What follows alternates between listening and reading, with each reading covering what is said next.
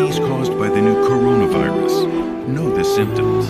They include fever, coughing, muscle pain, shortness of breath. What can you do?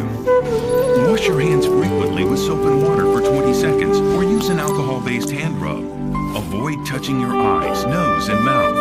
When coughing or sneezing, cover your mouth with a tissue or flexed elbow.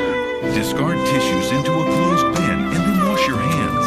Maintain a distance of at least 1 meter between yourself and someone who is ill. Seek medical help if you display symptoms.